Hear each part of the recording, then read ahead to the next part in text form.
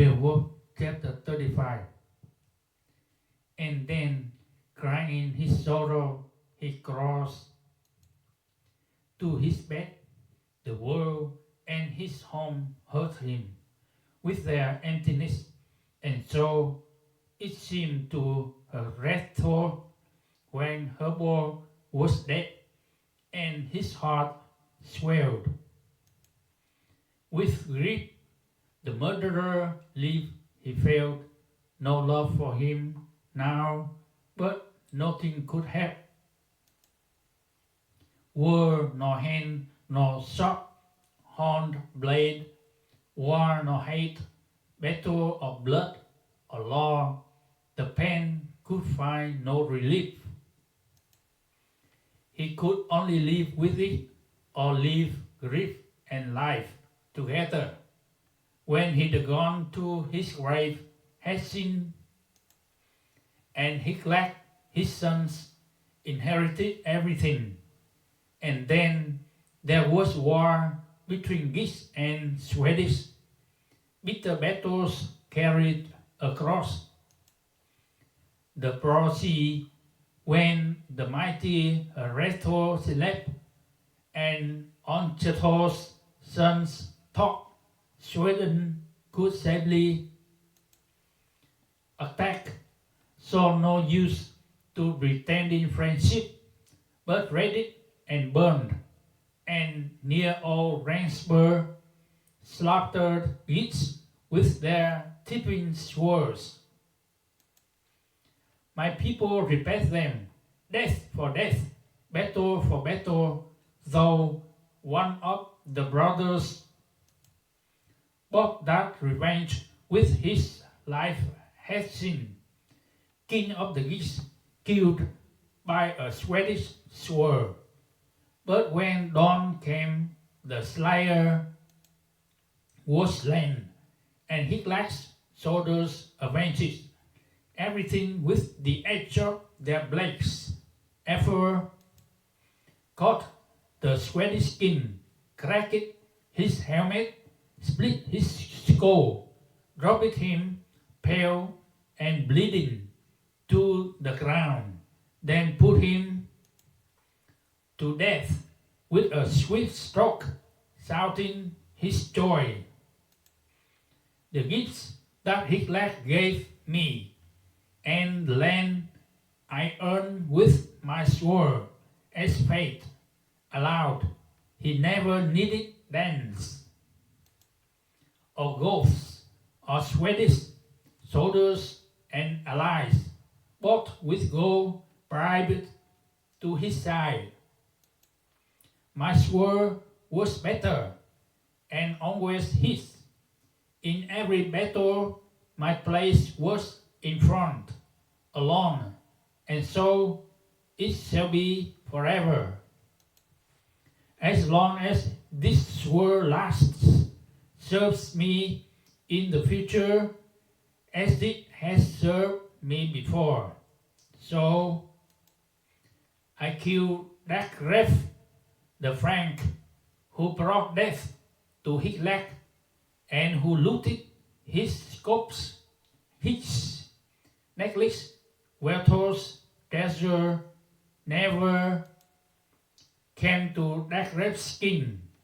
The thief fell in battle, but not on my blade. He was brave and strong, but I swept him in my arms, ground him against me till his bones broke, till his blood burst out, and now I shall fight. For this treasure, fight with both hand and sword. And Beowulf uttered his final boast. I've never known fear. As a youth I fought in endless battles. I am old now, but I will fight again, seek fame still. If the dragon hiding in his tower dares to face me, then he said farewell to his followers, each in his turn for the last time. I'd use no sword, no weapon. If this beast could be killed without it, crush it to death like Randall, grip it in my hands and torn limb from limb. But his breath will be burning, hot poison will pour from his tongue. I feel no shame with shield and sword and armor against this monster. When he comes to me, I mean to stand, not run from his shooting flames. Stand till fate decides which of us wins. My heart is firm, my hands calm. I need no hot words. Wait for me close by, my friends. We shall see soon who will survive this bloody battle. Stand when the fighting is done. No one else could do what I mean to here. No man but me could hope to defeat this monster. No one could try. And this dragon's treasure, his gold, and everything hidden in that tower will be mine. A war will sweep me to a bitter death. Then Beowulf rose, still brave, still strong, and with his shield at his side and a mail shirt on his breast, strode calmly, confidently toward the tower under the rocky cliffs. No coward could have walked there. And then he who'd endure dozens of desperate battles, who stood boldly while swords and shields clashes the best of kings, saw hailstone arches and felt the heat of the dragon's breath flooding down through the hidden entrance, too hot for anyone to stand. A streaming current of fire and smoke that blocked all passage, and the geese, lord and leader, angry, lowered his sword and roared out a battle cry, a call so loud and clear that it reaches through the hoary rock hung in the dragon's ear. The beast rose angry, knowing a man had come, and then nothing but war could have followed. Its breath came first, a steaming cloud pouring from the stone. Then the earth itself shook. Beowulf swung his shield into place, held it in front of him, facing the entrance. The dragon coiled and uncoiled its heart, urging it into battle. Beowulf's ancient sword was waiting, unsheathed his sharp and gleaming blade. The beast came closer, both of them were ready, each set on slaughter. The geese, grey prince, stood firm, unmoving, prepared. Behind his high shield, waiting in his shining armor, the monster came quickly toward him, pouring out fire and smoke, hurrying to its fate. Flames bit at the iron shield, and for a time it held, protected Beowulf as he'd planned.